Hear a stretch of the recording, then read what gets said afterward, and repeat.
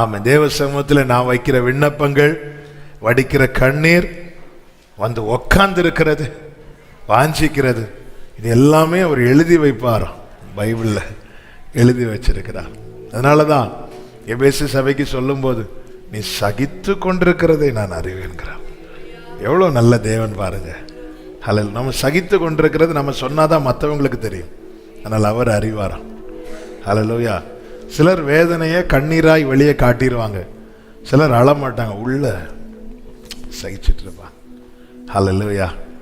ஆமே, கர்த்தர் நல்லவர், கர்த்தர் எல்லாம் அறிவார், நிச்சயமாய் எல்லாவற்றுக்கும் பதில் தருவார். ஆமே, அதனால தான் இந்த தீபம் இன்னும் எரிஞ்சிட்டே இருக்குது. காண வேண்டிய காரியங்கள் இருக்கிறது, உன் கண்கள் காணும். ஆமே, வலது கரத்தை உயர்த்தி சொல்லு, என் கண்கள் காணும். ஆமே, ஹல்லேலூயா. கர்த்தருக்கு மகிமை உண்டாவதாக. ஆமே, நீ உன் பிள்ளைகளின் பிள்ளைகளையும் எருசலேமுக்கு உண்டாகும் சமாதானத்தையும் காண்பாய், கர்த்தர் காண பண்ணுவாராக. ஆமே. இந்த நாளிலே நாம் ஆபிரகாமுடைய ஜெபத்திலிருந்து சில காரியங்களை நாம் வேதத்திலிருந்து ஆமே ஆவியானவர் காண்பிக்கிற வெளிச்சத்தின் பிரகாரமாய் கற்றுக்கொண்டு ஜெபிக்க போகிறோம். ஆதாரமாய் முதலாவது ஒரு வசனத்தை வாசியுங்கள். ஆதியாகமம் 18வது அதிகாரம் 22வது வசனம் முதலாவது வாசியுங்கள். அப்பொழுது அந்த புருஷர் அவ்விடம் விட்டு சோதோமை நோக்கி போனார்கள். ஆபிரகாமோ பின்னும் கர்த்தருக்கு முன்பாக நின்று கொண்டிருந்தான். ஆபிரகாமோ பின்னும் கர்த்தருக்கு முன்பாக நின்று கொண்டிருந்தான். 19வது அதிகாரம் 27வது வசனம். விடியற் காலத்தில் ஆபிரகாம் எழுந்து தான் கர்த்தருக்கு முன்பாக நின்ற இடத்திற்கு போய். அப்ப அடுத்த நாளும் ஆபிரகாம் என்னதான் செய்யறாரு? கர்த்தருக்கு முன்பாக. அப்ப ஆபிரகாமுடைய ஜெபம் என்பது அது அவனுடைய வாழ்க்கை என்று சொல்லலாம். இது ஆபிரகாமின் அடையாளம். இவங்க அன்னைக்கு ஜெபம் பண்ணாங்க, இப்படி எல்லாம் ஆபிரகாமை குறித்து சொல்லப்படுகிறது. தான் கர்த்தருக்கு முன்பாய் நின்றுட்டே இருக்கிறார். அதுதான் ஆபிரகாமின் சாட்சி. அவன் கர்த்தருடைய சிநேகிதன், விசுவாசிகளின் தகப்பன், விசுவாச வீரன், உண்மையுள்ளவன். ஆமென். அது மாத்திரமல்ல, அவனுடைய அடையாளம் அவன் ஜெபிக்கிறவன், ஜெப வீரன். அவங்க தான் கர்த்தருக்கு முன்பாகவே நின்று கொண்டிருக்கிறவர்கள். நம்முடைய அடையாளம் இப்படியாக மாற வேண்டும். ஜெபம் என்பது ரொம்ப முக்கியம். ஆபிரகாமை சிநேகிதன் என்று கர்த்தர் அழைத்தார். ஒரு சிநேகிதன் தான் எல்லா காலத்திலையும் சிநேகிப்பான். எல்லா காலத்திலையும், எந்த சிச்சுவேஷன்லையும். என் ஜெபத்துக்கு பதில் வந்தாலும் பதில் வரலைனாலும் நான் கர்த்தருக்கு முன்பாக நின்று கொண்டிருப்பேன். ஹல்லேலூயா. ஆமென். கர்த்தருக்கு முன்பாக நின்ற இடத்திற்கு போய், விடியற் காலத்திலே போயினா, அவன் ஒரு நாளை துவங்கும் போது 1000 வேலை அன்னைக்கு இருந்தாலும் ஆபிரகாமுக்கு வேலையே கர்த்தருக்கு முன்பாக நிற்கிறது. எங்கள் அப்பா கிட்ட பார்த்து வியந்த காரியம், அவங்க காலையில் எழும்புனதும் அம்மாவையும் பார்க்க மாட்டாங்க, பிள்ளைகளையும் பார்க்க மாட்டாங்க, 2 வார்த்தையை ஒட்டி வச்சிருக்கிறான். ஒன்று ஜீசஸ் லவ்ஸ் யூ. எழும்பி அப்படி அவங்களுக்கு தெரியும் அந்த ரூமில் அது எங்கே ஒட்டி வச்சிருக்கிறாங்க. அப்படியே எழும்பி அதுக்கு முன்னாடி நின்று கண்ணை திறந்து பார்த்து ஜீசஸ் லவ்ஸ் யூன்னு பார்த்தாதான். இன்னொரு வார்த்தை, என் கிருபை உனக்கு போதும். இதுக்கு அடுத்து 3வது ஒரு வார்த்தை, ஐ லவ் ஜீசஸ். அதுக்கப்புறம் போய் இருந்து உக்காந்து ஜெபம் பண்ணி பைபிள் திறந்து வசனம் படிப்பாங்க. அதுக்கப்புறம் தான் எல்லாரையுமே பார்க்கறது முதலாவது. ஆமென். ஹல்லேலூயா. ஆபிரகாம் கர்த்தருக்கு முன்பாக நின்று கொண்டிருந்தான். ஆமென். ஜெபம் என்பது, ஆமென், போன வெள்ளிக்கிழமை சொன்ன வார்த்தையை திரும்ப சொல்லுகிறேன். நம்ம எல்லாரும் என்னை உட்படுத்தி தான் நம்ம ஜெபிக்கிறதுக்கு ஏதோ ஒரு ரீசன் இருக்கணும். ரீசன் இருந்தால் ஜெபம் பண்ணணும். ஒன்றும் வேண்டாம், இப்போ நம்ம கொஞ்சம் முன்னாடி ஜெபம் பண்ணோம்ல, எல்லாரும் உண்மையிலே அழுதோமான்னு கேட்டால் இல்லை. ஆனால் அந்த ட்ராக்ல, அந்த பாதையில் ஓடுறவங்க அழுதுருப்பாங்க. ஆமாம். அதுக்காக எல்லாரும் அழணும்னு சொல்லலை, ஆனால் ஜெபத்தை நம்ம அப்படி கொண்டு வந்துடக்கூடாதுங்கிறதுக்காக சொல்கிறேன். ஜெபம் என்பது என்ன? நான் அவைலபிளாக இருக்கணும் டெய்லி. அவரை நான் தேட வைக்கக்கூடாது. ஆமாம், எனக்கு ஒரு தேவை இருந்தால் மட்டும் நான் அவர்கிட்ட தேடுகிறது இருக்கக்கூடாது. ஒரு பிள்ளை தன்னுடைய தேவைக்காக மட்டும் அப்பா கிட்ட பேசிட்டு மற்ற நேரத்தில் பேசாமல் இருந்தால் அந்த பெற்றோருக்கு எவ்வளோ வேதனையாக இருக்கும். ஆமாம், நின்று கொண்டிருந்தான், கர்த்தருக்கு முன்பாக நின்று கொண்டிருந்தான். ஒரு நாளா அடுத்த நாளும் அதுதான் செய்கிறான், அடுத்த நாளும் ஆபிரகாம் அதுதான் செய்கிறான். நம்முடைய வாழ்க்கை இப்படி இருக்கட்டும், கர்த்தர் நம்ம இப்படி உருவாக்குவாராக. நாம் அப்படி நின்னா அடுத்த தலைமுறை அதை பார்த்து நிற்பாங்க, நிற்கணும். இந்த காலத்தில் பார்த்தீங்கன்னா இன்னைக்கு ஜெபிக்க சொல்லுறாங்களே தவிர ஜெபிக்கிறது இல்லை. ஆமாம், ஒரு 10 கான்டாக்ட் நம்பர் எடுத்து நீங்கள் ஜெபம் பண்ணுங்க, தப்பு கிடையாது. ஏன்னா நீதிமான் செய்ய ஊக்கமான வேண்டுதல் மிகுந்த பலன் உள்ளதாக இருக்கிறது. ஜெபிக்க சொல்லணும், 10 பேருடைய ஜெபம் தேவை. அதனால தான் எங்களுக்காக ஜெபம் பண்ணுங்க. நாங்களும் சொல்ல ரீசன் என்ன, உங்களுக்கு எங்கள் ஜெபம் எவ்வளோ தேவையோ அதை விட எங்களுக்கு உங்கள் ஜெபம் அதிகமாக தேவை. ஜெபிக்கணும். அதே நேரத்தில் நானும் ஜெபிக்கணும்ல, நான் ஜெபிக்கணும்ல, நான் நிற்கணும்ல, நானும் நிற்கணும்ல. இயேசு கிறிஸ்து சீஷர்கள்ட்ட சீஷர்கள்ட்ட சொல்ல, நீங்கள் என்னோட கூட விழித்திருங்கன்னு சொல்லிட்டு இயேசு போயிருந்து என்ன பண்ணுறார்? ஜெபம் பண்ணுறார். பார்த்தா எனக்காக ஜெபம் பண்ணுவாங்க நினைச்ச 3 பேர் என்ன பண்ணிட்டு இருக்கிறாங்க? தூங்கிட்டு இருக்கிறாங்க. சரி, அவங்க ஜெபம் பண்ணுவாங்கன்னு சொல்லிட்டு இயேசு போய் தூங்கி இருந்தா என்ன ஆயிருக்கும்? ஒரு வேளை இல்லை. அதனால நம்ம ஒரு விஷயத்துல உறுதியா இருக்கணும். நான் 10 பேர்ட்ட ஜெபம் பண்ண சொல்லுவேன், ஒரு வேளை அவங்க மிஸ் பண்ணிட்டாங்கன்னாலும் இந்த காரியத்தை குறித்து ஒரு ஜெபம் என்ன ஆயிருக்கணும்? போயிருக்கணும்.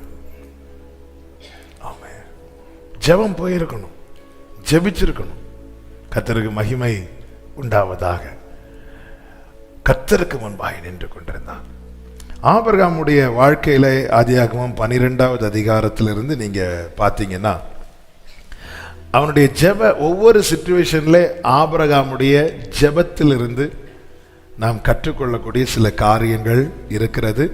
அதில் ஒரு 5 காரியங்களை மட்டும் நான் சொல்லி நம்ம செபிக்க போகிறோம். முதலாவது ஆதியாகமம் 15வது அதிகாரம் அதனுடைய 2-3 வசனங்கள்.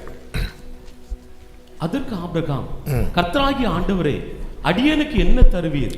நான் பிள்ளை இல்லாமல் இருக்கிறேனே. தமஸ்கூராகிய இந்த எலியேசர் என் வீட்டு விசாரணை கர்த்தனாய் இருக்கிறானே. கர்த்தருக்கு மகிமை உண்டாவதாக. இப்பொழுது ஆபிரகாம் ஆண்டவர் சமூகத்தில் இருந்து ஆண்டவர்கிட்ட கேட்டு அறிந்து கொள்ளுகிறான். கேட்டு பெற்றுக் கொள்ளுகிறான் என்றல்ல, கேட்டு அறிந்து கொள்ளுகிறான். என்ன அறிந்து கொள்ளுகிறான்னா, எனக்கு நீங்க என்ன தருவீங்க? அப்ப ஜெபத்துல நம்ம என்ன செய்யலாம்? ஆண்டவரிடத்துல கேட்டு அறிந்து. இப்ப இதுதான் அவர் எனக்கு தாராருன்னா நான் அதுக்கு காத்திருக்கலாம்ல.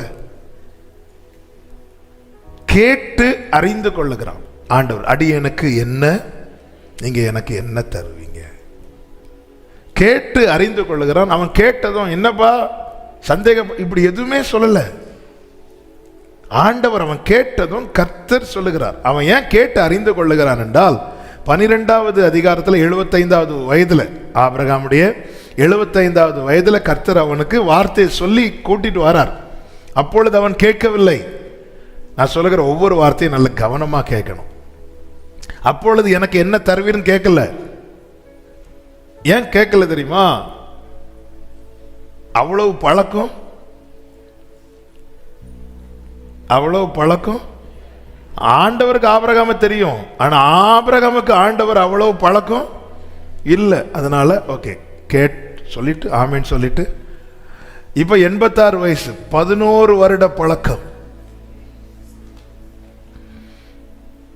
ஆபிரகாமுக்கு இப்போ ஆண்டவரோடு எத்தனை வருட பழக்கம்? ஆமென். இன்னைக்கு நம்ம ஒருத்தங்கள்ட்ட ரொம்ப ஃப்ரீயா பேசுவோம், சில காரியங்களை கேட்டு அறிந்து கொள்வோம். இவங்க கூட நம்ம ஆரம்பத்தில் பழகி இருப்போம் தெரியுமா, அது அறிமுகமாயிருக்கும் தெரியுமா. அப்பம் பேசுறதுக்கும் இப்ப பேசுறதுக்கும் எவ்வளவு வித்தியாசம் இருக்கும் தெரியுமா. அப்பொழுது அவர் சொல்லுகிறார், வார்த்தையை கொடுக்கிறார், வாக்குத்தத்தம் கொடுக்கிறார், ஆமென் சொல்லிட்டு போறார். வசனத்தை தேடி வாசியுங்கள், இவைகளில் ஒன்றும் ஜோடு இல்லாதிராது. அதை நான் ஜோடியை அடுத்து சொல்றேன். ஆனா இப்ப 11 வருஷம் பழக்கம். அதனால உரிமையா கேட்கிறாரு, ஆண்டவர் எனக்கு நீங்க என்ன தருவீங்க? ஏன்னா 11 வருஷமா எனக்கு நான் எதிர்பார்த்த காரியம் கிடைக்கல. அதனால நீங்க சொல்லிட்டீங்கன்னா அதை வைத்து நான் எதிர்பார்க்க வேண்டுமா வேண்டாமா என்பதை நான் தீர்மானித்துக் கொள்வேன். நீங்க எனக்கு என்ன தருவீங்க? எனக்கு இன்னொரு ஆப்ஷன் இருக்கு ஆண்டவரே. என் வீட்டில் எலியேசர்னு ஒருத்தர் இருக்கிறான். ஏன்னா நீங்க எனக்கு சொன்ன வார்த்தையை நான் புரிந்து கொண்டது, நீங்க எனக்கு ஒரு சந்ததியை தருவீங்கன்னு தான் நான் புரிந்து கொண்டேன். ஆனா இப்பொழுது 11 வருடம் ஆகிறது. அதனால எனக்கு அது சரியா எனக்கு கிளியர் பண்ணுங்க. எனக்கு நீங்க என்ன தருவீங்க? எனக்கு நீங்க அதை சொல்லுங்க. எனக்கு இன்னொரு ஆப்ஷன் இருக்கு ஆண்டவரே என் வீட்டில். இல்லப்பா, நான் சொன்னது அது இல்லை, நான் சொன்னது உனக்கு சந்ததியை தருவேன்னு சொல்லல, அது இப்படின்னு வேற மாதிரி நீங்க எனக்கு சொல்லிட்டீங்கன்னா, எனக்கு புரிஞ்சுட்டுனா, இல்ல இதுதான் எனக்கு இதை நீங்க தருவீங்கன்னு தெரிஞ்சுட்டுன்னா, நான் அதுக்கேற்ற மாதிரி என்ன மாத்திக்குவேன் ஆண்டவரே. நீங்க எனக்கு என்ன தருவீங்க? நான் பிள்ளை இல்லாமல் இருக்கிறேனே கேட்கிறான். இப்படி எங்களுக்கு என்ன கிடைக்கும்னு கேட்ட இன்னொரு ஆளு சொல்லுங்க. சத்தம் தெரிஞ்சு கரெக்ட் தான், சத்தம் சொல்லுங்க. பேதுரு யார்கிட்ட கேட்டார்? இயேசுட்ட கேட்டார். எப்பொழுது கேட்டார்? அழைத்த அன்று கேட்டாரா? கூட இருந்து பழகுனதுக்கு அப்புறம் கேட்டாரா? அழைத்த அன்னைக்கு ஏதாவது கேட்டாரா? இல்ல. ஏன்? பழக்கம் இல்லை.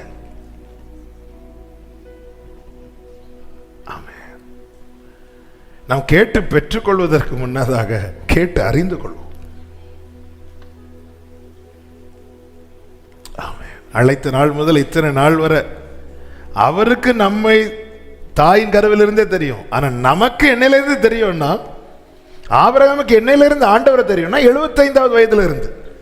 இப்ப 11 வருட பழக்கம். அந்த 11 வருட பழக்கத்தை வச்சு, அந்த ஃப்ரெண்ட்ஷிப்பை வச்சு, அந்த நட்பை வச்சு ஆண்டவர்கிட்ட கேட்கிறோம். கர்த்தர் என்ன சொல்லுகிறார்? என் சிநேகிதனாகிய ஆபிரகாம். சோ நமக்கு எதை வச்சு கேட்கணும்னா, நம்முடைய நீதியோ நம்முடைய நியாயத்தை வச்சு இல்ல, நமக்கு அவரோடு இருக்கிற பழக்கத்தை வச்சு, அவரோடு இருக்கிற உறவை வச்சு. அந்த உங்ககிட்ட இருக்க எனக்கு இது எல்லார்ட்டையும் சில காரியங்களை கேட்போம் தெரியுமா? சிலர்கிட்ட எனக்கு இது எல்லார்ட்டையும் கேட்க ஒரு மாதிரி இருக்கு. எனக்கு உங்க கிட்ட இருக்க பழக்கத்தை வச்சு நான் இதை கேட்கிறேன். எனக்கு என்ன தருவீங்க? பேதுரு உட்பட, பேதுரு அப்படிதான் கேட்டான். ஆண்டவரே, எல்லாத்தையும் விட்டுட்டு ஆண்டவர் சொன்னான், நீ என்னை பின்பற்றி வா. அவங்க எல்லாம் நான் விட்டுட்டு வந்தா எனக்கு என்ன கிடைக்கும் அப்படி. ஏன்னா அந்த அளவுக்கு பழக்கம் இல்லை. அப்படி உரிமையா கேட்கறதுக்கோ ஓப்பனா கேட்கறதுக்கோ அன்னைக்கு சீஷர்களுக்கு பழக்கம் இல்லை. அதனால கூட வந்துட்டு கூட இருந்து நல்ல அங்க எங்கேயும் போயிட்டு வந்து நல்லா பழகிட்டு, ஆண்டவரே நாங்க எல்லாத்தையும் விட்டுட்டு வந்தோம்ல ஆண்டவரே, எங்களுக்கு என்ன கிடைக்கும், எங்களுக்கு என்ன தருவீர் என்று கேட்ட ஆபிரகாமுக்கும் அவர் பதில் சொன்னார். எங்களுக்கு என்ன கிடைக்கும் என்று கேட்ட பேதுருவுக்கும் அவர் பதில் சொன்னார். எதுக்காக இப்படி சொல்லுகிறேன்? அவரோடு பழகிறவங்க கேட்டா நிச்சயமாய் அவர் பதில் சொல்லுவார். அந்த பதில் எப்படிப்பட்ட பதிலா இருக்கும் தெரியுமா? அதுக்கப்புறமாய் ஆபிரகாமும் எனக்கு என்ன கிடைக்கும் என்று கேட்கவில்லை, பேதுருவும் எனக்கு என்ன கிடைக்கும் என்று கேட்கவில்லை.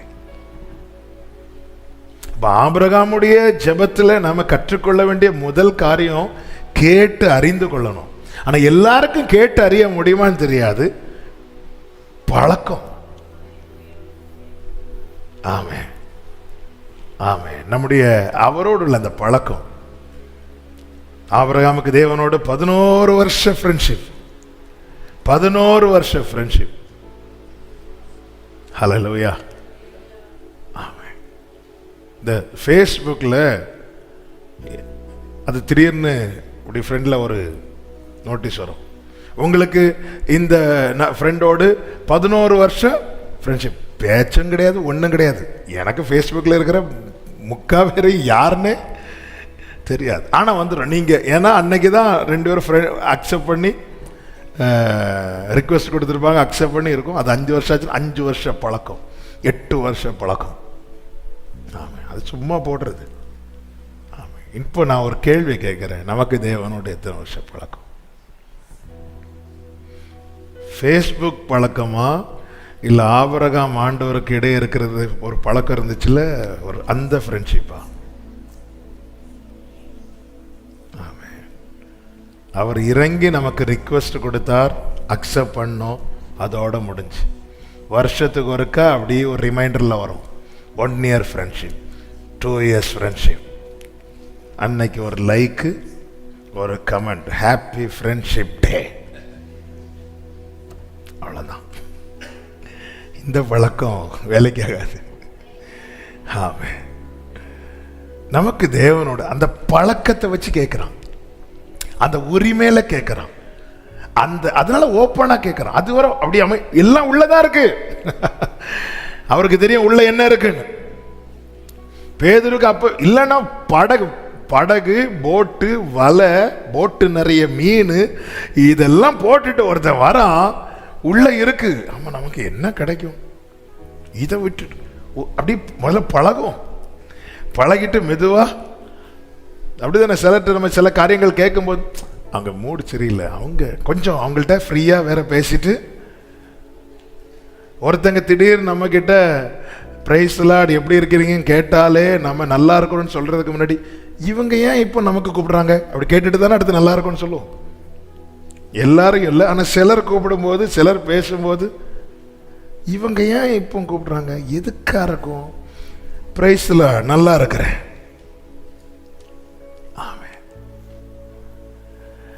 ஆபிரகாம் தேவனோடு இருக்கிற அந்த பழக்கம், அந்த ஃப்ரெண்ட்ஷிப், அந்த நட்பு, அதில் அவன் கேட்குறான், ஆண்டவரே 11 வருஷம் காத்திருந்துட்டேன், நான் காத்திருந்த காரியம் கரெக்டு தானா, இல்லை நான் தப்பா புரிஞ்சுக்கிட்டேனா, அடியனுக்கு என்ன தருவீர்? கேட்டதும் கர்த்தர் தெளிவா சொல்லிட்டார், சந்ததி உண்டாகும்பா, சந்ததியை தருவேன்பா அப்படின்னு கர்த்தர் வார்த்தையை கொடுத்ததும் 11 வருடம் காத்திருந்த ஆபிரகாமை கர்த்தர் கொடுத்த பதில் இன்னும் 14 வருடம் காத்திருக்க வைத்தது.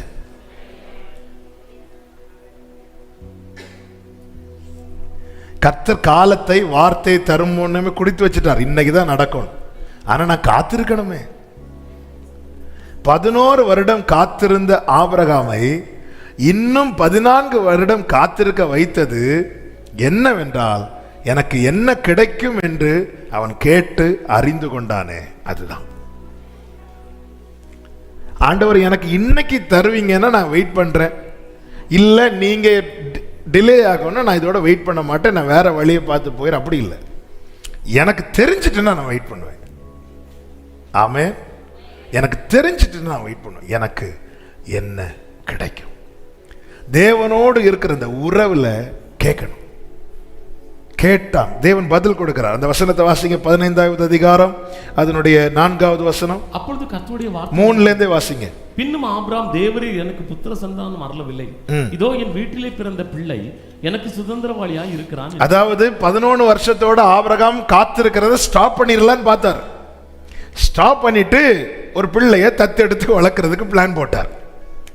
புரியும்படி சொல்றேன். வீட்டில் எலியேசர் இருக்கிறான், கேட்டா கண்டிப்பா பிள்ளைய தருவான், ஏன்னா நான் நிஜமான அல்லவோ, அதனால கொடுப்பான்.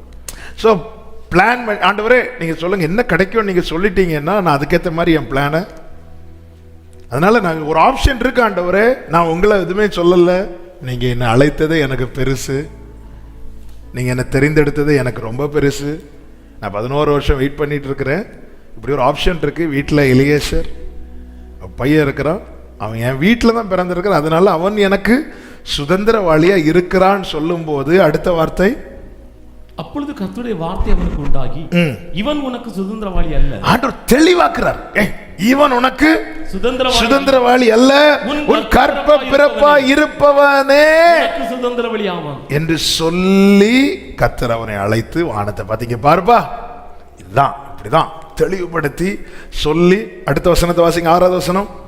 அவன் கர்த்தரை விசுவாசித்தான். இது அவனை இன்னும் 14 வருடங்கள் காத்திருக்க வைத்தது. அப்ப ஜெபத்துல நமக்கு அவருக்கு இடையே இருக்கிற உறவின் அடிப்படையில் நம்ம அவர்கிட்ட ஓப்பனா கேட்கலாம். அது ஆபிரகாம்கிட்ட நம்ம கற்றுக்கொள்ள கூடிய ரொம்ப அருமையான காரியம். கேட்டு பெற்றுக்கொள், அதற்கு முன்னே கேட்டு அறிந்து கொள். இப்போ ஆண்டவர் சொல்றார் இல்லப்பா அப்படின்னா அவர்கள் அதுக்காக வெயிட் பண்ணியிருக்க மாட்டானே. நம்புவதற்கு ஏதுவல்லாதிருந்தும் நம்பிக்கையோடே காத்திருந்தானோ. ஏன்னா ஆண்டவர் சொல்லிட்டார், பொய் சொல்லவோ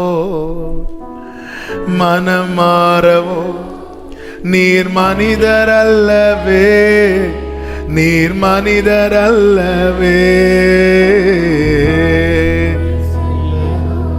எஸ், மனம் மாறவோ நீங்க மனிதர் அல்லவே. நீர் கைகளை உயர்த்தி, நீர் நேற்றும் இன்றும் என்றும் மாறாதவர், நீர் சொன்னதை செய்து முடிக்க வல்லவர், நீர் நேற்றோ என்றும் என்றும் மாறாதவர். ஹல்லேலூயா. நீர் சொன்னதை செய்து முடிக்க வல்லவர். காலங்கள் மாறலாம், காலங்கள் மாறலாம், சூழ்நிலை மாறலாம், மனிதர்கள் மாறலாம், நீரோ என்று மாறாதவர். காலங்கள் மாறலாம், சரபலரதரப சேகரபலரதர மாறலாம், மனிதர்கள் மாறலாம், நீரோ என்று மாறாதவர். ஆமென், ஹல்லேலூயா. கேட்டு அறிந்து கொள், அதன் பிறகு கேட்டு பெற்றுக்கொள். என்ன ஆண்டவர் பிளான் வச்சிருக்கிறாங்க அது தெரியும். ஆண்டவர் தெரிவிப்பாரா, ஆண்டவர் சொல்லுவாரா? 1 கொரிந்தியர் 2வது அதிகாரம் 9வது வசனத்தை வாசிங்க. எழுதியிருக்கிறபடி தேவன் தம்மில் அன்பு கூறுகிறவர்களுக்கு ஆயத்தம் பண்ணினவைகளை கண் காணவும் இல்லை, காது கேட்கவும் இல்லை, அவைகள் மனுஷனுடைய இருதயத்தில் தோன்றவும் இல்லை. 10வது வசனம், நமக்கோ தேவன் அவைகளை தமது ஆவியினாலே வெளிப்படுத்தினார். அப்ப அவரோடு உறவுல இருந்தா அது நமக்கு வெளிப்படுத்தப்படும். ஏன்னா ஆவியானவர் நம்முடைய ஆவியுடனே கூட. அப்படிதான் ரோமர் 8:15 அந்த ஒரு வசனத்தை வாசிருக்க. ரோமர் 8:15 தானே?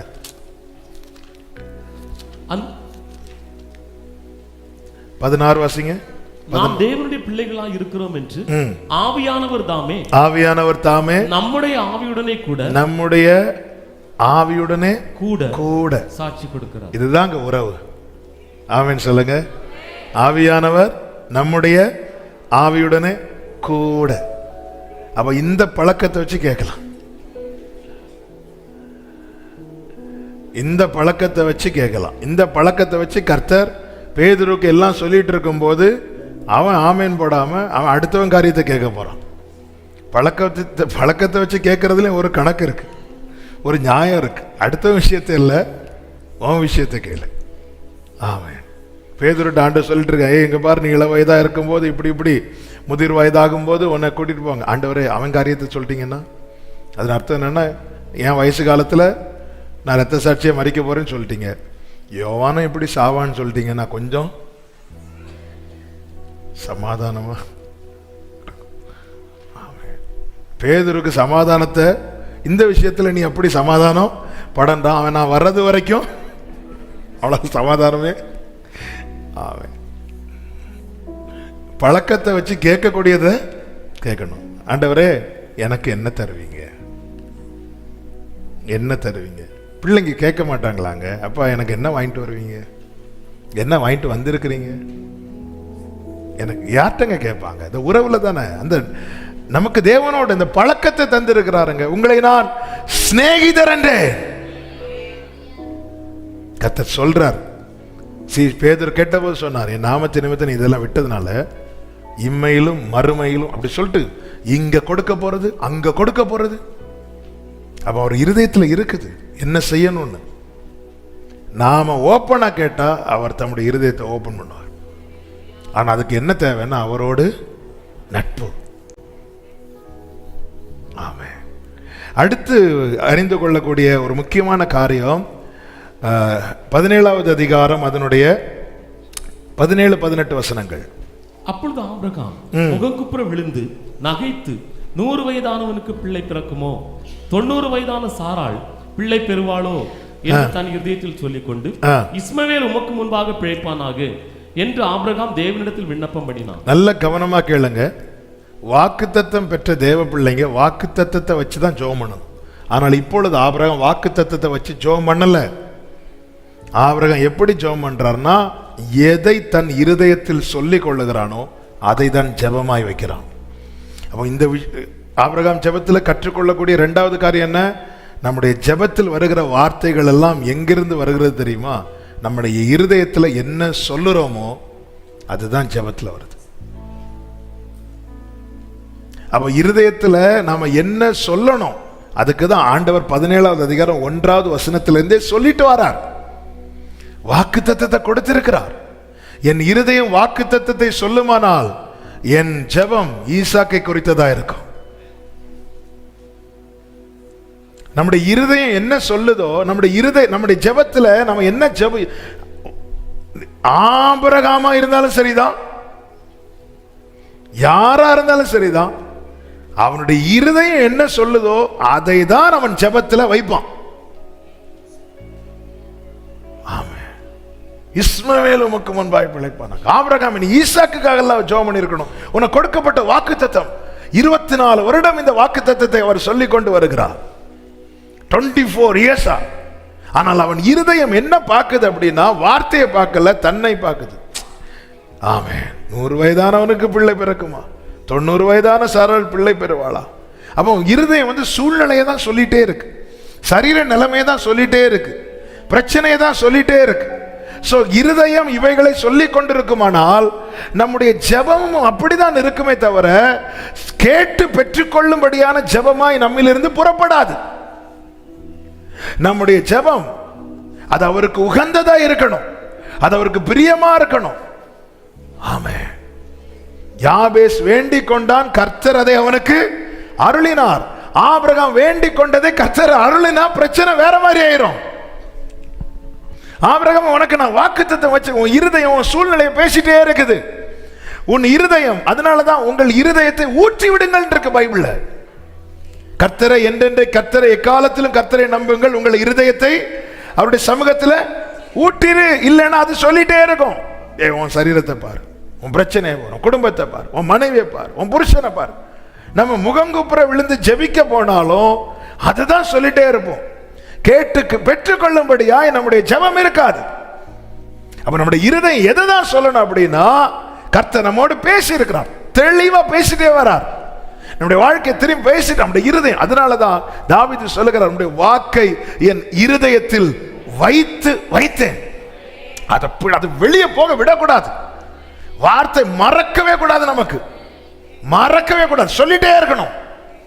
வார்த்தை அப்படி இருதயத்தில் பதிஞ்சிடணும். ஒவ்வொருத்தர், சிலருக்கு கேட்ட உடனே பதிஞ்சிடும், சிலருக்கு கேட்க கேட்க பதியும், சிலருக்கு எழுதினாதான் பதியும், சிலருக்கு மனப்பாடம் பண்ணாதான் பதியும். எப்படியோ இருதயத்தில் வசனம் பதிஞ்சிடணும். இருதயம் வசனத்தை சொல்லணும்.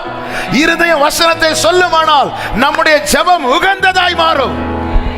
இல்லைன்னா வேற ஏதோ கேட்டுட்டு இருப்போம், கேட்க கூடியதை கேட்காம இருக்கிறோம், ஜெபிக்கிறோம், முகங்குப்புற விழுந்து ஜெபிக்கிறோம். ஆனா என்ன கேட்டுக்கொண்டிருக்கிறோம்? நம்முடைய இருதயம் என்ன சொல்லி கொண்டிருக்கிறது? அதுதான் இவ்வளவு பேசுறார் தெளிவா. இதுக்கு முன்னாடி ஆண்டவர் பேசினார், ஆனா இவ்வளவு டீட்டெயிலா பேசல. எல்லாம் சொல்லி வந்தவன, ஆண்டவரே அவர் சொன்ன வார்த்தையை எடுத்து சொல்லலாம். ஆண்டவரே நீ சொன்னபடி, எனக்கு நீ சொன்னபடி. ஆனா அவன் இருதயம் இவ்வளவு வார்த்தையை கேட்ட பிறகும் தன் சூழ்நிலையும், தன் சரீர நிலைமையும், தன் மனைவி நிலைமையும் இதைதான் சொல்லிட்டே இருக்குது. சரி, பிரேயர் டைம்ல என்ன ஜெபம் பண்றார்? இஸ்மவேல் உமக்கு முன்பாய் பிழைப்பானாக. ஆண்டவர், நீ பண்ண ஜெபத்தின்படி நான் தருவேனானால் நான் உனக்கு கொடுக்கப்பட்ட ஒரு வார்த்தை உன் வாழ்க்கையில நிறைவேறாது. நீ பண்ணின ஜெபத்தின்படி நான் உனக்கு செய்வேனானால் நான் உனக்கு கொடுத்த வாக்குத்தத்தம் எப்படி அப்புறம் உனக்கு நடக்கும்? நான் உனக்கு கொடுத்த வாக்குத்தத்தம் நடக்கணும்னா நீ பண்ணின ஜெபத்தின்படி நான் செய்யக்கூடாது. நான் சொல்றது எத்தனை பேருக்கு விளங்குது? நீ இஸ்மவேல் அது வேற, ஆனா நீ இஸ்மவேலை எங்க கொண்டு வர தெரியுமா? அடுத்த சந்ததியா கொண்டு வர. நான் சொன்ன வாக்குத்தத்தம் உன் வாழ்க்கையில் பலிக்க வேண்டுமானால், நடக்க வேண்டுமானால், நீ கேட்டபடி நான் உனக்கு செய்யக்கூடாது. சில ஜெபத்துக்கு தேவன் பதில் தரவில்லை என்பதற்காக சோர்ந்து போயிருக்கிற உள்ளங்களோடு கர்த்தர் இந்த வார்த்தையை பேசிக் கொண்டிருக்கிறார். நம்முடைய இருதயம் எது சொல்லுதோ அதை தான் நம்ம ஆபிரகாமே அப்படி ஜெபம் பண்ணார்னா நாம எல்லாம் இப்படி ஜெபம் பண்ணுங்க எல்லாம் சொல்லலாங்க. ஆனா இருதயம் என்ன சொல்லி கொண்டு இருக்குதோ. அதனாலதான் வசனம். அதனாலதான் ஆண்டவர் என்ன சொல்றாருன்னா, நீ அது வசனத்தை சொல்லிட்டே இரு. உன் கையில வசனத்தை கட்டு, உன் ஞாபகக்குரிய உன் கண்களின் நடுவே வச்சுக்கோ. உன் வீட்டு நிலைக்கால்கள் மேல எழுது. உன் பிள்ளைகிட்ட படுக்கும் போது அதை தான் பேசு, எழும்பும் போது அதை தான் பேசு, நடக்கும் போதும். ஏன்னா உன் இருதயம் வசனத்தை சொல்லிட்டு இருக்கட்டும். அப்படி சொல்லிட்டு இருந்தா நம்ம செபிக்க உட்கார்ந்தாலே நம்முடைய செபங்கள் எல்லாம் அவருக்கு உகந்த தூபமாய் மாறும், தூபமாய் மாறும். ஹல்லேலூயா. நம்முடைய ஜெபத்தை தள்ளாமலும் தமது கிருபையை நம்மை விட்டு விலக்காமலும் இருக்கிற தேவனுக்கு ஸ்தோத்திரம். ஹல்லேலூயா, ஹல்லேலூயா. ஒரு சகோதரி என்கிட்ட சொன்னாங்க, அவங்க பையன் அப்படி வழி மாறி போறான். பாஸ்டர், அவன் கால ஆண்டவர் முறிக்கணும்னு ஜெபம் பண்ணுங்க. ஏன்னா இருதயம் சொல்லுது இவனை வேற எந்த வகையிலும் திருத்த முடியாது. இவன் எங்கேயாவது முறிஞ்சு கிடந்தாதான். அப்போ ஒரு தாயார், அப்போ தாயா இருந்தாலும் சரிதான், ஒரு இருதயம் என்ன சொல்லுதோ அதுதான் நம்முடைய ஜெபமா மாறுது. நம்முடைய இருதயம் என்ன பேசிக் கொண்டிருக்கிறது என்பதில் நம்ம கவனமா இருக்கணும். இது அந்த இருதயம் என்ன சொல்றது, அதுதாங்க நம்ம எண்ணங்கள். நம்முடைய இருதயம் பேசுது, இருதயத்தில் சொல்லிக்கொண்டு இருதயம் சொல்றதுதான் இந்த எண்ணங்களாய் வந்து நிக்குது. நம்ம என்ன நினைச்சிட்டு இருக்கிறோம். அதனாலதான் ஜெப நேரத்தில் சரியா நம்மளால ஜெபிக்க முடியாத காரணம் என்ன தெரியுமா? இருதயம் வேற ஏதோ பேசிட்டு இருக்கு. அதுக்கெல்லாம் எப்படிப்பட்ட ஜெபம் ஓடணும்னா அந்த எழுதி வைத்து, இந்த ஸ்தோத்திர பலி எழுதி வச்சு படிப்போம் தெரியுமா? எழுதி வைத்த ஜெபங்கள் தான் ஓடும். ஏன் இது ஏன் இருதயம் பேசிட்டு இருக்கு? இல்ல தாவீது, அதனாலதான் தாவீதுடைய ஜெபம் வசனத்தை வைத்து பண்ற ஜெபம். அதனாலதான் நீர் என்னை நம்ப பண்ணின வசனத்தை உமது அடியனுக்காக நினைத்தரும், அதுதான் என் சிறுமையில் எனக்கு ஆறுதல். நம்முடைய ஜெபம் எப்படி இருக்கிறது, நம்முடைய இருதயம் என்ன சொல்லிட்டு இருக்கோ அதுதான் நம்முடைய ஜெபம். அதனால இருதயத்துல அவர் நம்மோடு சொன்னது இருக்கட்டும். அவர் சொன்னதை நம்முடைய இருதயம் சொல்லுமானால் நாம சொல்ற ஜெபம் அவருக்கு உகந்ததா இருக்கும். ஹல்லேலூயா. மூன்றாவதாக ஆபிரகாம் ஜெபத்திலே கற்றுக்கொள்ள வேண்டிய அடுத்த முக்கியமான காரியம், ஆதியாகமம் 18வது அதிகாரம் 18 முதல் 21 வரை உள்ள வசனங்கள். அதுல 18, 20, 21 வாசிங்க. நான் செய்ய போகிறதை ஆபிரகாமுக்கு மறைப்பேனோ? பின்பு கர்த்தர் சோதோம் குமராவின் கூக்குரல் பெரிதா இருப்பதினாலும் அவைகளின் பாவம் மிகவும் கொடிதா இருப்பதினாலும் நான் இறங்கி போய் என்னிடத்தில் வந்து எட்டின அதன் கூக்குரலின்படியே அவர்கள் செய்திருக்கிறார்களோ இல்லையோ என்று பார்த்து அறிவேன் என்றார். இப்ப கர்த்தர் அதை ஆபிரகாமுக்கு சொல்றார். சோதோம் பட்டணத்தை அவர் அழிக்க போற காரியம் முன்னமே சொல்லுகிறார். எதற்காக? 22வது வசனம். அப்பொழுது அந்த புருஷர் அவ்விடமிட்டு சோதோமை நோக்கி போனார்கள். ஆபிரகாமோ பின்னும் கர்த்தருக்கு முன்பாக நின்று கொண்டிருந்தான். ஜெபிக்கிறதுக்காக சில காரியங்களை ஆண்டவர் உணர்த்துவார். பிள்ளைகளை குறித்து, புருஷனை குறித்து, மனைவியை குறித்து, குடும்பத்தை குறித்து, சபையை குறித்து, தேசத்தை குறித்து ஆண்டவர் நம்மேல் இருக்கிற அன்பு, நான் செய்ய போகிறதை மறைப்பேனோ, அந்த அந்த பழக்கத்தின் அடிப்படையில் ஆண்டவர் முன்னமே உணர்த்துவார். எதுக்காக தெரியுமா? உனக்கு இப்படிதான் நடக்கும்னு சொல்றதுக்கு இல்ல. அப்படி நடக்க கூடாது இருக்க ஆபிரகாம் நீ என்ன செய்யணும்? ஜெபிக்கணும். ஜெபிக்கிறதுக்காக. ஆண்டவர் அப்படி உணர்த்துறதும் நம்ம வந்து உடனே போஸ்டர் அடிச்சு நாங்க யார் தெரியுமா, எல்லாமே முன்னமே நட்பின் அடிப்படையில் உணர்த்துறார், பாசத்தின் அடிப்படையில் உணர்த்துறார். ஆமே. புருஷனை குறித்து சில காரியத்தை ஆண்டவர் காண்பிப்பார். இங்க பாருப்பா சரியில்லை, உடனே ஐயோ என் புருஷன் சரியில்லை, அப்படி இல்லை அப்படின்னு ஆண்டவர் காட்டியிருக்கவே மாட்டார். அது ஏன்னா ஆண்டவர் நம்ம கிட்ட காட்டுறதே எதுக்கு அப்படின்னா, இது வேற யாருக்கும் தெரியக்கூடாது, நீ ஜெபம் பண்ணி தெரியுது. ஆனா நம்ம அதை ஃபேஸ்புக்ல வாட்ஸ்அப்ல ஃபோன் பண்ணி எல்லார்ட்டையும் காட்டிடுவோம். ஆண்டவர் இதுக்கு நானே எல்லார்ட்டையும் பிள்ளையை குறித்து ஆண்டவர் ஒரு காரியத்தை காண்பித்திருப்பார், மனைவியை குறித்து ஒரு காரியத்தை காண்பித்திருப்பார். எதுக்கு? ஆபிரகாம் உடனே போய் பக்கத்து வீட்டில் போய் நின்றான், அப்படியா இருக்கு? ஆபிரகாம் உடனே போய் கர்த்தருக்கு முன்பாக நின்றான். ஆபிரகாம் உடனே என்ன சொல்லியிருக்கலாம், ஆண்டவரே அவனுக்கு இதுவும் வேணும் இன்னும் வேணும், ஏன்னா ஒழுங்கா என் கூட இருந்திருந்தான். ஏன்னா ஒரு அழியது ஆண்டவருக்கு பிரியம் இல்லைங்க. தேவன் ஒருத்தங்களுக்கு வரப்போகிற ஆபத்தை நமக்கு முன்னமே காட்டுறாருனாலே அந்த ஆத்மாவை அவர் விரும்புறாருன்னு அர்த்தம்.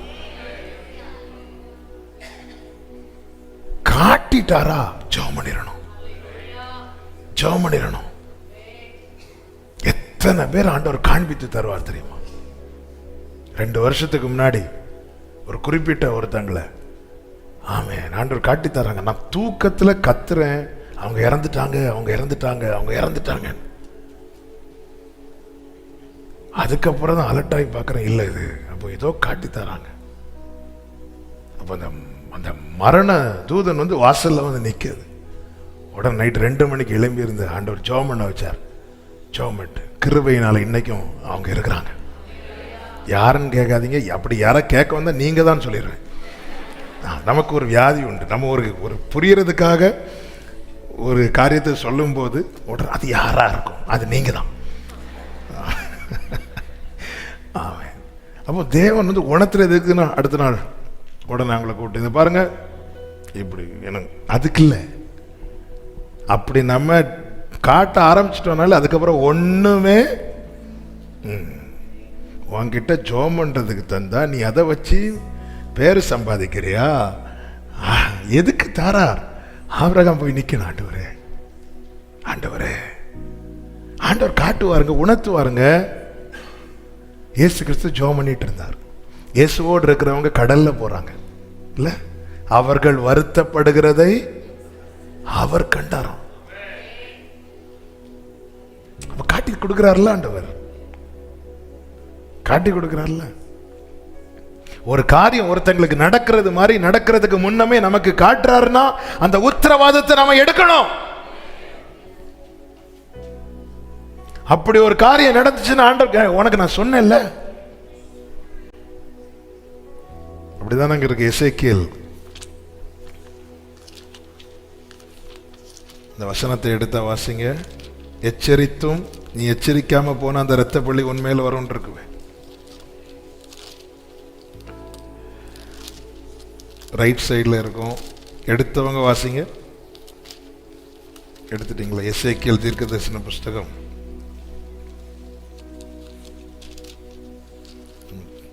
எல்லாரும் என் கூட தேடிட்டு தான் இருப்பீங்கன்னு தெரியும். யாரா எடுத்தீங்களா? ஒரு துன்மார்க்கனை எசேக்கியேல் 3 சூப்பர். 17வது அதிகாரம் 3வது அதிகாரம் 17 நீ வாயினால் வார்த்தை கேட்டு எச்சரிப்பாயாக. ஆமென். எச்சரித்தால், நீங்க கீழே படிச்சீங்கன்னா தெரியும், எச்சரித்தால் அவன் பாவம் செஞ்சானா அந்த இரத்த பழிய உங்ககிட்ட கேட்பேன். அப்படி எச்சரிக்காம போயிட்டேன்னா அந்த இரத்த பழிய, எச்சரித்தும் பாவம் செய்தா அந்த இரத்த பழி அவங்ககிட்ட தான் இருக்கும். நீ எச்சரிக்காம போயிட்டேன்னா அது உங்ககிட்ட இருக்கு. இதே மாதிரி இன்னொரு இடத்துலையும் இருக்கும், இதே போல பேசியிருப்பா, நீங்க கண்டுபிடிங்க வீட்டில் போய். கர்த்தர் நல்லவர். அப்போ தேவன் உணர்த்துறது எதுக்குன்னா அதை நம்ம அப்படி அசதியா விடுவதற்கு அல்ல. ஆண்டவர் காட்டுவார், சிலரை குறித்து முன்னமே காட்டுவார். அப்போ ஒரு கட்டு இருக்கு, ஒரு நெருக்கம் இருக்கு, ஒரு பிரச்சனை இருக்கு, அதுக்காக அந்த உத்தரவாதத்தை நாம் எடுப்பதற்காக தான் நம்ம கிட்ட காட்டுறார். இவன் எடுப்பான், அது நம்புறார். ஆபிரகாம் நம்புறார். நம்பினதுனால தான் வீட்டை விசிட் பண்ணார். இல்லைன்னா ஆபிரகாம் கொடுக்கிற ரொட்டியை சாப்பிட்றதுக்கு வரல. அவர் ஆபிரகாம் கொடுக்கிற ரொட்டியையும் ஆபிரகாம் அடித்து கொடுக்கிற கன்றுக்குட்டியும் சாப்பிட்றதுக்கு வரல. ஆபிரகாம் இந்த உத்தரவாதத்தை எடுக்கணுங்கிறதுக்காக. சில நேரத்தில் நாம் ஆபிரகாம் லோத்துக்காக உத்தரவாதம் எடுக்கிறது லோத்துக்கு தெரியாது. லோத்துக்கு தெரியாததுனால ஆபிரகாம் எடுக்க மாட்டேன்னு சொல்லல. ஏன்னா இது கொடுத்தது கர்த்தர். நீங்க உங்க குடும்பத்துக்காக அழுறது உங்க குடும்பத்துக்கு தெரியாது. தெரியாததுனால அவங்க கேட்பாங்க, நீ இந்த குடும்பத்துக்கு என்ன செஞ்சேன்னு கேட்பாங்க. அதை குறித்து சோர்ந்து போகாதீங்க. கர்த்தர் உங்களை உத்தரவாதம் எடுக்க வைத்திருக்கிறார். நீ இந்த குடும்பத்துக்கு என்ன செஞ்ச? நான் தானே சம்பாதிச்சேன், நான் தானே உழைக்கிறேன், நீ என்ன செஞ்ச? எப்ப பார்த்தாலும் அழுதுட்டு தானே இருக்க சொல்லுவாங்க. சோர்ந்து போயிடாதீங்க. கர்த்தர் உங்கள்கிட்ட தானே பேசுறார், உங்ககிட்ட தானே உணர்த்துறார். அந்த உத்தரவாதத்தை நீங்க எடுக்கணுங்கிறதுக்காக அதான் நின்று கொண்டிருந்தான். யார் தன் குடும்பத்துக்கு அழுறாங்களோ அவங்கள வச்சுதாங்க அந்த குடும்பம் ஓடுது. யோசுவா களத்துல இறங்கி வேலை செய்யலாம். ஆனா மலையில மோசே கையை உயர்த்தி நிக்கிறான். மோசையின் கை என்னைக்கு தாருதோ யோசுவா உன் கதை அன்னையோட முடிஞ்சது. மோசையின் கை தாழ்ந்ததும் அமலேக்கின் கை உயர்ந்தது. ஜெபிக்கிறவங்க, தேவ சமூகத்திலிருந்து அழுறவங்க ஒரு குடும்பத்திலிருந்து அற்று போனால் அந்த குடும்ப தள்ளாடும், அந்த கூடாரம் விழுந்துரும். எனவே அடுத்த ஸ்தானத்தில் அப்படிப்பட்ட ஒரு நபர் நிக்கிறது வரைக்கும் வீட்டில் அழுது ஜெபிக்கிறவங்க வாழ்வது அவசியம். உங்க குடும்பத்தில் ஒருத்தங்க அழுது ஜெபிக்கிறாங்கன்னா அவங்க வாழணும். அடுத்த ஸ்தானத்தில் அடுத்த தலைமுறை வந்து நிக்கிறது வரைக்கும் அவங்க நிற்பது அவசியம். இல்லைன்னா தாவீதின் கூடாரமா இருந்தாலும் அது விழுந்து போயிடும். ஆண்டவர் சிலரோடு பேசி கொண்டிருக்கிறார். அதனால குடும்பத்துக்காய் அழுகிற அன்பு சகோதர, அன்பு சகோதரி, உங்களுடைய உத்தரவாதத்தை நீங்கள் புரிந்து கொள்ளுங்கள். உங்க கூட இருக்கிறவங்க புரியணும்னு அவசியம் கிடையாது, சொன்னாலும் புரியாது. ஆமென். உத்தரவாதம் எடுக்கிறான், முன்னாடி நின்றுட்டு இருக்கிறான். லோத்துக்கு ஏதாவது மெசேஜ் போட்டார், இங்க பாரு நான் உனக்காக ஜெபம் பண்ணிட்டு இருக்கேன், நீ இப்படி பண்ணல, நான் அப்படி. அந்த உத்தரவாதத்தை அவனாக எடுக்கல, கர்த்தர் கொடுத்தார். சிலதை காட்டி தருவார், உணர்த்துவார். கர்த்தருக்கு மகிமை உண்டாவதாக. நேரம் போகிறதுனால நான் சொல்லி முடிக்கிறேன். நாம் ஜெபிக்க உணர்த்துகிறார். ஹல்லேலூயா. ஆமோஸின் புஸ்தகம் அதனுடைய 7வது அதிகாரத்தின் 4வது வசனத்தில் ஆண்டவர் ஆமோஸ்ட சொல்றார், அக்கினியினால இதை நான் நியாயம் விசாரிப்பேன் சொல்றார். சொல்லும் போது ஆமோஸ் ஜெபிக்க ஆரம்பிக்கிறான். கர்த்தர் உணர்த்துகிறார், அக்கினியினால இது நியாயம் விசாரிப்பேன். 5வது வசனத்தை வாசிங்க. அப்பொழுது நான் கர்த்தராகிய ஆண்டவரே நிறுத்துமே. போதும்பா, யாக்கோபு திரும்ப யாரால் எழுந்திருப்பான், அவன் சிரித்து போனானே என்று சொல்லும் போது 6வது வசனத்தில் கர்த்தர் அதற்கு மனஸ்தாபப்பட்டு அப்படி ஆவதில்லை என்றார். அப்படிதான் செய்வேன்னு சொல்றார். ஆனா ஒருத்தன் ஜெபம் பண்ணதும் அப்படி ஆவதில்லைன்னு சொல்றாரு. பாத்தீங்களா? அவன் எதுக்கு உணர்த்துறாரு? இப்படி அவனுக்கு நடக்க கூடாதுப்பா, இப்படி சம்பவிக்க கூடாதுப்பா, இப்படி உன் குடும்பத்தில் நடந்துடக்கூடாது, இப்படி உன் பிள்ளைகளுக்கு நடந்துடக்கூடாது. அதனால கர்த்தர் உணர்த்தி ஜெபிக்க வைக்கிறார். நல்லா புரிஞ்சுக்கோங்க. இன்னொரு சத்தியத்தை கூட நான் இதில் சொல்ல விரும்புகிறேன். உங்ககிட்ட ஒரு காரியத்தை கர்த்தர் உணர்த்தி உங்களை ஜெபிக்க வைக்கிறார்னா உங்க ஜெபத்தை அவர் கேட்கறதுக்கு ரெடியா இருக்கிறான்னு அர்த்தம்.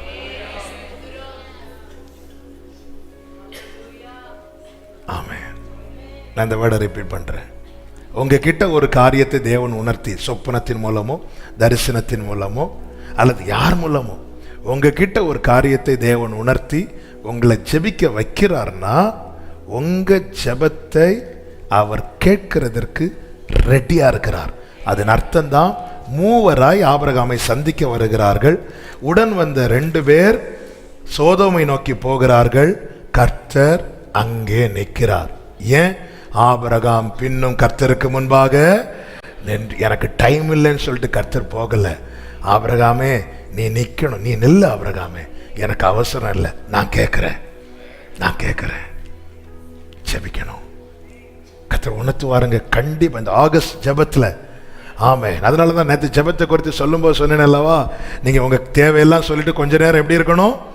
அமைதியா இருங்க. உணர்த்துவார். எதனால சில காரியங்கள் நடக்கல, ஏன் தடையா இருக்கிறது, ஏன் வாய்க்கப்படலை, உணர்த்துவார். உணர்த்தும் போது அதை வச்சு ஆண்டவர் சமூகத்தில் ஜெபம் பண்ணணும். நம்மில் குறை இருக்கவனால் அகற்ற வேண்டியது அகற்றணும்.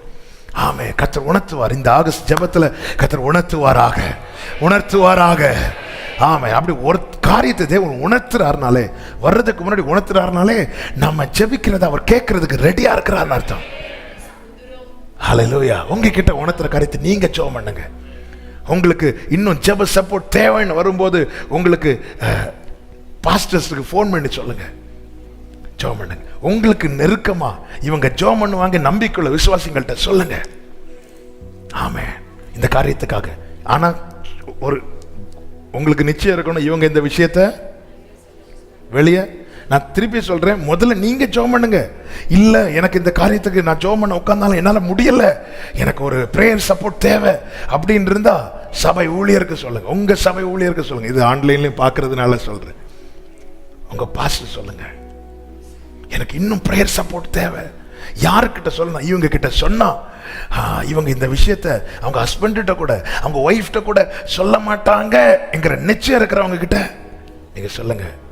அதே போல உங்ககிட்ட ஒருத்தங்க தங்கள் பர்சனலை சொல்லி ஜெபிக்க கேட்டா, நான் இயேசு நாமத்தில் தாழ்மையா சொல்றேன், அதை உங்க ஹஸ்பண்ட கூட அல்லது ஒய்ஃப்ட கூட ஷேர் பண்ணக்கூடாது.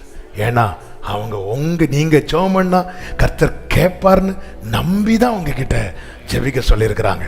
அதை போய் தெரியுமா அவங்களுக்கு, நம்ம ஜெபம் பண்ணிடுவோம். ஆனா நம்ம வாய் இருக்கு தெரியுமா, இந்த நாக்குக்கு லைசன்ஸ் கிடையாது. ஆமா, ஆனா இப்படி பேசிடுவோம். இல்லை, தயவு செய்து அவங்க அவ்வளவு வலியில அவங்களால நிக்க முடியாம எனக்கு ஒரு 2 பேரும் ஜெபம் பண்ணா நல்லா இருக்கும் அந்த தேவையினால அவங்க கேட்டாங்க. அது உங்ககிட்ட ஜெபத்துக்காக ஒரு விஷயத்தை சொல்லிட்டாங்கன்னா சொல்லாதீங்க. ஹஸ்பண்ட சொல்லாதீங்கன்னு சொல்றது தப்பா எடுத்துக்கூடாது. உங்க ஹஸ்பண்ட் உங்க கூட ஜெபிக்கிறவங்களா இருந்தா அவங்க கிட்ட சொல்லி சேர்ந்து ஜெபம் பண்ணலாம். ஏன்னா சில விஷயம் நாம தாங்கிடுவோம், நம்ம துணை தாங்கிட மாட்டோம். அவன் நமக்கு தெரியணும், இந்த விஷயத்தை இவங்க கேட்டுருவாங்க, இந்த விஷயத்தை இவங்க தாங்கிட மாட்டாங்க. அந்த நிலைமையும் அறிந்திருக்கணும். அதுக்கு ஏற்றார் போல. ஆமாம், சிலர் வீட்டில் மனைவி மட்டும் ஜெபம் பண்ணுவாங்க, புருஷன் ஜெபம் பண்ணவே மாட்டாங்க. அப்போ அந்த காரியத்தை என்ன செய்ய முடியாது, அவங்க கிட்ட நம்ம காரியத்தை ஷேர் பண்ணணும். ஆனால் இன்னொருத்தங்க ஜெபிக்க கேட்டிருப்பாங்க, இப்படி வீட்டில் இந்த பிரச்சனை இருக்கு அப்படி நம்ம கிட்ட ஜெபம் பண்ண கேட்டிருப்பாங்க. நம்ம ரட்சிக்கப்படாத ஒரு கணவர் இருப்பா, அவர்கிட்ட போய் இங்கே பாருங்க அந்த வீட்டில் இப்படி பிரச்சனை இருக்கான்னு சொன்னா, பார்த்தி அந்த சர்ச்சுக்கு போனாலே எப்படி வேற என்ன சொல்லுவாங்க அவங்க, வாமா ஜெபம் பண்ணு இப்படியே சொல்லுவாங்க. இல்லை, ஸோ நமக்கு தெரியும் அந்த ஜெப குறிப்பு அது ஜெபிக்கிறதுக்காக கொடுக்கப்பட்டது. ஆபிரகாம் பார்த்தீங்களா, ஜெபித்து கொண்டிருக்கிறான், நின்று கொண்டிருக்கிறான். அதனால கர்த்தர், நீங்க அந்த வசனத்தை படிச்சீங்கன்னா தெரியும், ஆபிரகாமுக்கு தேவன் இதை தெரிவிக்க காரணம் 19-16 வாசிங்க. அவன் தாமதித்துக் கொண்டிருக்கும் போது கர்த்தர் லோத்தின் மேல் வைத்த இரக்கத்தினாலே, லோத்தின் மேல இரக்கம் வச்சதுனால இதுல இருந்து அவன் காக்கப்படணுங்கிறதுக்காக முன்னமே கர்த்தர் ஆபிரகாமுக்கு தெரிவிக்கிறார். இந்த வசனங்களை நல்ல கவனிங்க. லோத்தின் மேல இரக்கம் வச்சு ஆபிரகாமுக்கு தெரிவிக்கிறார். அடுத்து 29வது வசனம், தேவன் அந்த சமபூமியின் பட்டணங்களை அழிக்கும் போது தேவன் ஆபிரகாமை நினைத்து லோத்தை காப்பாற்றுகிறார். லோத்தின் மேல இரக்கம் வச்சு ஆபிரகாமுக்கு தெரிவிக்கிறார். ஆபிரகாம் பண்ணின ஜெபத்தை நினைத்து லோத்தை காப்பாற்றுகிறார்.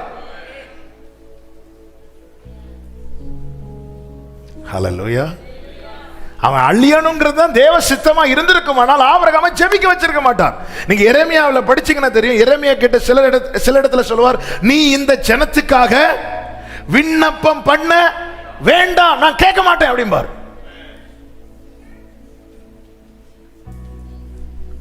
எரேமியா கிட்ட நீ இந்த ஜனத்துக்காக விண்ணப்பம் பண்ண வேண்டாம் அப்படிம்பார். லோத்து மேல அவர் இறக்க வச்சதுனால அவன் காக்கப்படணும்.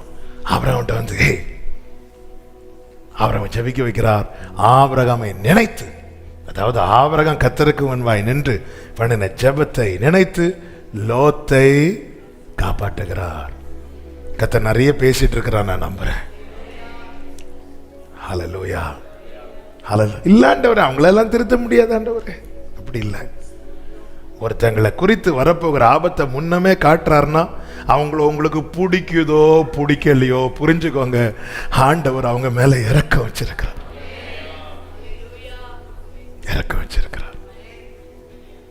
ஆமென். நாலாவதாக 2 காரியத்தை சொல்லிட்டு நம்ம ஒரு 5 நிமிஷம் ஜெபம் பண்ண போறோன்னு நீங்க இருந்து இந்த வார்த்தைகளெல்லாம் வச்சு ஜெபம் பண்ணுங்க. 4வதாக நீங்க அதனுடைய 18வது அதிகாரத்தின் 23 முதல் 33 வரை உள்ள வசனங்களை பார்த்தீங்கன்னா தெரியும். ஆபிரகாம் திரும்ப திரும்ப கேட்டுட்டு இருக்கிறான். எது வரைக்கும் கேட்கிறான் என்றால், தன்னுடைய குழப்பம் நீங்கும் மட்டும், தன்னுடைய பயம் நீங்கும் மட்டும். முதல்ல கேட்கிறான், 50 நீதிமன்றம் இருந்து அழிப்பீரோ? ஆண்டவர் சொன்னார், அழிக்க மாட்டோம். உடனே யோசிக்கிறான், ஒருவேளை 50 இல்லைன்னா? அப்போ அந்த இடத்துல ஒரு பயம் வந்துட்டு, ஒரு சந்தேகம் வந்துட்டு, ஒரு குழப்பம் வந்துட்டு. ஆபிரகாம் ஜெபத்திலிருந்து கற்றுக்கொள்ளக்கூடிய அடுத்த காரியம் என்னவென்றால், தனக்கு தெளிவு உண்டாகும் மட்டும், அல்லது தான் கேட்கிற காரியத்தில் ஒரு சமாதானம் வரும் வரைக்கும் அவன் ஜெபத்தை முடிக்கல. அவன் 10 வரைக்கும் வந்தான், அதில் அவனுக்கு சமாதானம் வந்துட்டு. சமாதானம் மட்டும் வரலன்னா, ஆண்டவரே ஆண்டவரே இன்னும் இன்னும் இன்னும் ஒரு விஷயம் கேட்குறேன் அப்படி சொல்லியிருப்பான். அப்படிதான் ஒவ்வொன்றா சொல்லி சொல்லி வரார். அதனுடைய 26வது வசனத்தை வாசிங்க. அதற்கு கர்த்தர், நான் சோதோமில் 50 நீதிமான்களை கண்டால் அவர்கள் நிமித்தம் அழிக்க மாட்டேன் என்று சொல்லுங்க. 27வது வசனம், 27. அப்பொழுது ஆபிரகாம் பிரதியுத்தரமாக, இதோ தூளும் சாம்பலுமாய் இருக்கிற அடியேன் ஆண்டவரோட பேச துணிந்தேன். ஒருவேளை சொல்லிட்டு 28வது வசனத்துல கேட்கிறார். ஆண்டவர் அதையும் சொல்றாரு, அழிக்க மாட்டேன். 30வது வசனம், அப்பொழுது அவன், நான் இன்னும் பேசுகிறேன், இன்னும் பேசுகிறேன், வராமல் இருப்பதாக 30 நீதிமான்கள் அங்கே காணப்பட்டாலோ என்றான். அதற்கு அவர், நான் 30 நீதிமான்களை. 31வது வசனம், அப்பொழுது அவன், இதோ ஆண்டவரோட பேச துணிந்தேன். 20 நீதிமான்கள். அடுத்து 32 வாசிங்க. 10 நீதிமான்கள் அங்கே காணப்பட்டாலோ. 32வது வசனம் வாசிங்க. கர்த்தர் ஆபிரகாமோட பேசி முடிந்த பின்பு போய்விட்டார். 32வது வசனத்தை வாசிங்க. அப்பொழுது அவன், ஆண்டவருக்கு கோபம் வராதிருப்பதாக நான் இன்னும் ஒரு விசை, ஒரே ஒரு விசை. அப்ப அதுல கிளியர் ஆயிட்டார் ஆபிரகாம். தனக்கு தெளிவு வரும் வரைக்கும் அவன் ஜெபத்தை விடல. அந்த லோத்தை குறித்த காரியத்தில் அவனுக்கு ஒரு சமாதானம் வரும் வரைக்கும் ஜெபத்தை விடல. அவனுக்கு அந்த விஷயத்துல சமாதானம் வந்ததும் போய் படுத்துட்டார். ஏன்னா அவருக்கு தெரியும், இது அவர் பார்த்துப்பார். அதனாலதான் அடுத்த நாள் விடியற் காலத்துல போய் நின்று பார்க்கிறான். என்ன பார்க்கிறான்? நம்ம ஜெபிக்கிறோம். ஜெபத்துல குழப்பத்தோடு பயத்தோடு ஜெபத்துல உட்கார்றது தப்பு கிடையாது. ஆனா எழும்பும் போது அப்படியே எழும்பக்கூடாது. எழும்பும் போது தெளிவோடு ஒரு சமாதானத்தோடு. அதுக்கு தான் அவர் வெயிட் பண்றார். இல்லப்பா எனக்கு டைம் ஆச்சுன்னு ஆண்டவர் சொல்லல. நீ கேட்டு முடிக்கிறது வரைக்கும் அவர் வெயிட் பண்ணுவார். ஆபிரகாம் கேட்டு முடிச்சிட்டு இன்னும் ஒரு விஷயம்னு கேட்கறதுக்கு இல்லைன்னு வரும்போது கர்த்தர் போய்விட்டார். 33வது வசனம், கர்த்தர் ஆபிரகாமோட பேசி கொண்டிருக்கும் போதே போனாருண்டல்ல.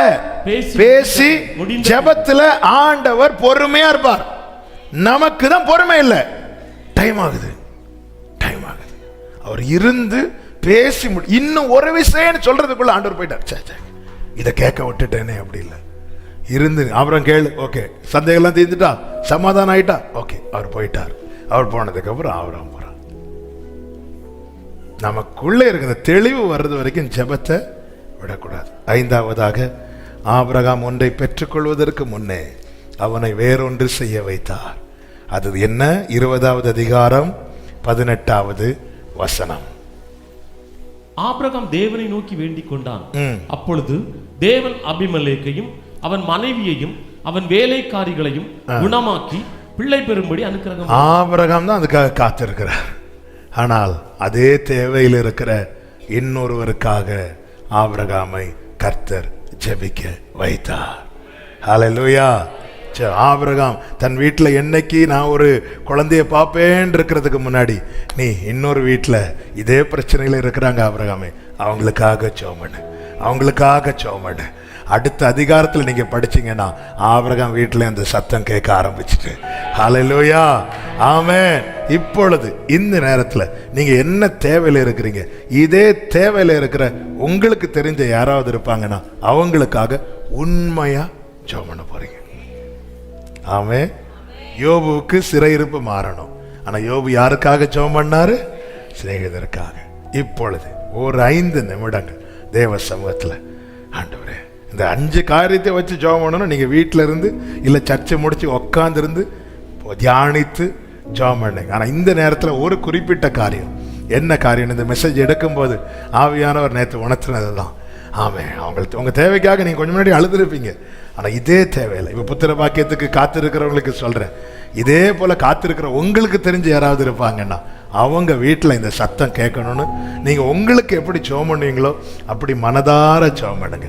திருமணத்துக்கு காத்திருக்கிற பிள்ளைங்க, அது உங்க பிள்ளைகளுக்கு வீட்டில் திருமணத்துக்காக காத்திருக்கிறவங்க இதே போல இருக்கிறவர்களுக்காக ஜெபம் பண்ணுங்க. வேலைக்கு காத்திருக்கிறவங்க உண்டு, சுகத்துக்கு காத்திருக்கிறவங்க உண்டு, கடன் பாரம் நீங்க காத்திருக்கிறவங்க உண்டு. உங்க தேவையில இருக்கிற மற்றொருவருக்காக இந்த நேரத்தில் நம்ம இப்போ ஜெபம் பண்ண போறோம். முடிந்தவர்கள் முழங்காற்படியிடுங்கள், மற்றவர்கள் அப்படி உட்கார்ந்தோ எழுமியிருந்தோ உங்களுக்கு எப்படி வசதியோ ஒரு சில நிமிடங்கள் ஹல்லேலூயா. ஆமா, உங்க பர்சனல் டைரியில எந்த நபருக்காய் ஜெபம் பண்றீங்களோ அந்த நபருக்கு பெயர் எழுதி வைங்க. அந்த வீட்டில் சத்தம் கேட்கட்டும், அந்த வீட்டில் சாட்சி எழும்பட்டும். அது உங்களுக்கான அடையாளம். ஹல்லேலூயா, ஹல்லேலூயா. Thank you Jesus. அப்படியே இப்போ ஜெபம் பண்ணுங்க, அப்படியே ஜெபம் பண்ணுங்க. ஆன்லைன்ல பார்க்கிற அன்பு சகோதரா சகோதரி, உங்களுக்கு சேர்த்து தான் இந்த வார்த்தை. ஜெபம் பண்ணுங்க. இன்னைக்கு நீங்க எந்த தேவையில் இருக்கிறீங்க அதே தேவையில் இருக்கிற மற்றவர்களுக்காக ஜெபம் பண்ணுங்க. ஆமே, கர்த்தர் இந்த நாளில் அதை நம்மோடு பேசுகிறார். இந்த நாளில் அதை நமக்கு வலியுறுத்தி இருக்கிறார். ரிபாலா கபாதா ரபா. அப்பா இறங்குங்க, அப்பா இறங்குங்க. சொந்த வீடு இல்லாம இருக்கிறீங்களா? ஒரு வீட்டுக்காக ஜெபம் பண்றீங்களா? இதே போல வீடு இல்லாம இருக்கிற உங்களுக்கு தெரிஞ்ச இன்னொருத்தங்க இருப்பாங்கல்ல, அவங்களுக்காக ஜெபம் பண்ணுங்க, அவங்களுக்காக ஜெபம் பண்ணுங்க. ஹல்லேலூயா, ஹல்லேலூயா. Thank you Jesus, thank you Jesus, thank you Father, thank you Holy Spirit. ஜெபம் பண்ணுங்க. உங்க இருதயத்திலிருந்து சத்தம் எழும்ப உண்மையா ஜெபம் பண்ணுங்க. கர்த்தர் இருதயத்தை பார்ப்பார்ல, கர்த்தர் இருதயத்தை பார்க்கிற இந்த நேரத்தில் நான் இது ஆமென். ஆண்டவர் ஒரு காரியத்துக்காக ஜெபம் பண்ண வலியுறுத்துறாருன்னா அவர் ஏதோ ஒன்று செய்ய போறாருன்னு அர்த்தம். ஆண்டவர் செய்ய ரெடி ஆயிட்டார்னு அர்த்தம். 20வது அதிகாரத்தில் ஆபிரகாமை ஜெபம் பண்ண வச்சது 21வது அதிகாரத்தில் அது செய்யறதுக்கு ரெடி ஆயிட்டார்னு அர்த்தம். கர்த்தர் உனக்கு செய்ய போறாருன்னு அர்த்தம். மனசார ஜெபம் பண்ணுங்க, உண்மையா ஜெபம் பண்ணுங்க, ஜெபம் பண்ணுங்க. Thank you Jesus, thank you Jesus, thank you Jesus. உங்க பிள்ளைங்க நல்லா படிக்கணும்னு விரும்புறீங்களா? மற்ற பிள்ளைகளுக்காக மனசார ஜெபம் பண்ணுங்க. உங்க பிள்ளைங்க நல்லா வரணும்னு விரும்புறீங்களா? மற்ற பிள்ளைகளுக்காக உண்மையா ஜெபம் பண்ணுங்க. பைபிள் சொல்லுதுல, நீ எதை விதைக்கிறியோ அதை அறுப்பேன்னு. நல்லதை விதையுங்கள், நல்லதை விதையுங்கள். பிறருக்காக ஜெபம், நல்லா ஜெபம் பண்ணுங்க மனசார. இப்போ நீங்க உங்களுக்காக எப்படி ஜெபம் பண்றீங்க? உங்க பிள்ளைகளுக்காக அப்படி நீங்க ஜெபம் பண்ண போறீங்க. நல்ல வார்த்தைகளை சொல்லி அந்த நபருக்கு பெயரை சொல்லி ஜெபம் பண்ணுங்க. அந்த நபருக்கு பெயரை சொல்லி உண்மையா ஜெபம் பண்ணுங்க. கர்த்தர் கிரியை செய்வாராக, கிரியை செய்வாராக. 20ஐயும் பார்ப்பீங்க, 21ஐயும் பார்ப்பீங்க. அபிமெலேக்கு வீட்டுல குழந்தை பிறக்கிறதையும் பார்க்க போறீங்க. ஆபிரகாமே உன் வீட்டுல குழந்தை பிறக்கிறதையும் நீ பார்க்க போற. Jesus, Jesus. லஹண்டரபா லகபதரபா ஏடரலரதனரபா ஹண்டரபலரதனபா ரிபலரோ சேரே ஏரபலரா ஹண்டரா ஏமரா ஹண்டரா லகதரா ஹண்டரா லபதரா ரேபல ரியாந்தர பௌரபலரா ரிபா கரபா சந்தா ரெகடலரா. மனசார மனசார ஜெபம் பண்ணுங்க அந்த நபருக்காக. நீங்க அப்படி ஜெபம் பண்ணும் போது கர்த்தர் உங்களை ஆசீர்வாதமா வச்சுட்டார். உங்களை ஆசீர்வாதமாய் வைத்து உங்களை ஆசீர்வதிக்க விரும்புகிறார். உங்களை ஆசீர்வாதமாய் வைத்து உங்களை ஆசீர்வதிக்க விரும்புகிறார். இயேசு கிறிஸ்துவின் நாமத்தில் ஜெபிக்கிறோம்ப்பா, இயேசு கிறிஸ்துவின் நாமத்தில் ஜெபிக்கிறோம். ஹல்லேலூயா, ஹல்லேலூயா, ஹல்லேலூயா, ஹல்லேலூயா. ஜெபிக்க வைக்கும் எங்கள் ஜெப வீரரே, துதிக்க தூண்டும் பாடுங்க. ஜெபிக்க வைக்கும் எங்கள் ஜெப வீரரே, துதிக்க. ஆமென். சாத்தானின் சகல தந்திரங்களை தகத்தறிய வாருமையா.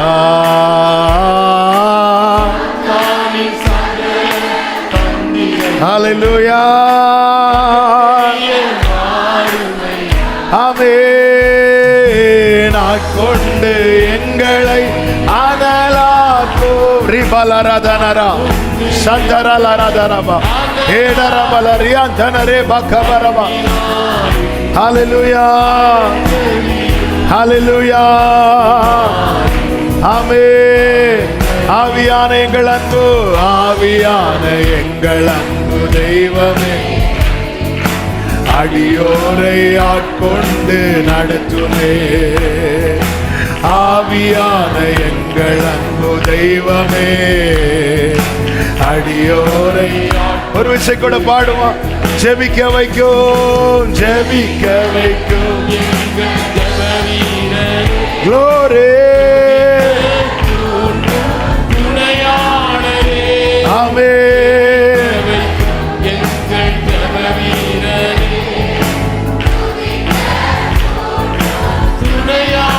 ஹல்லேலூயா. சாத்தானின் சகல தந்திரங்களை தகத்தறிய வாருமையா.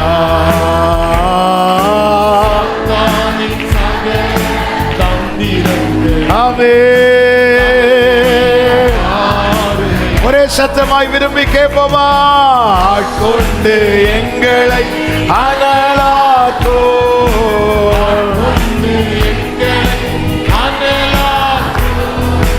அன்பினால் இன்று அலங்கரியோ.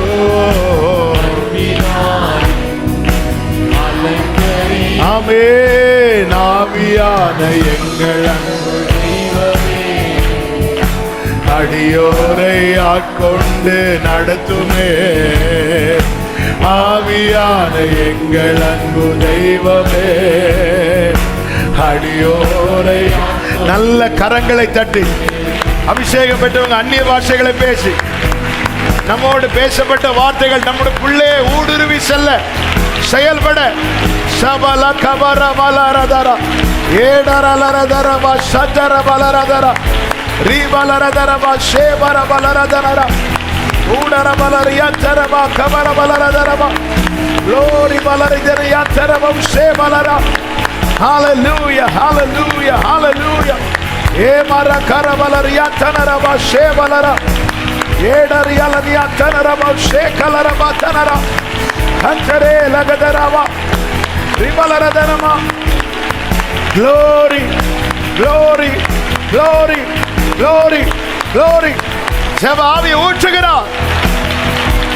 கர்த்தருக்கு முன்பாய் நின்று கொண்டிருக்கிற அனுபவத்தில் ஷேமாரா ஷேமாலாரா ஷேரே கராலாரா ஏரே ஹந்தரா ஏலரதனரபா ஷேபலரதனரா ஹந்தரா கடரலரியாதனரா. Glory, glory, hallelujah. ஆட்கொண்டு எங்களை அனலாக்கோ,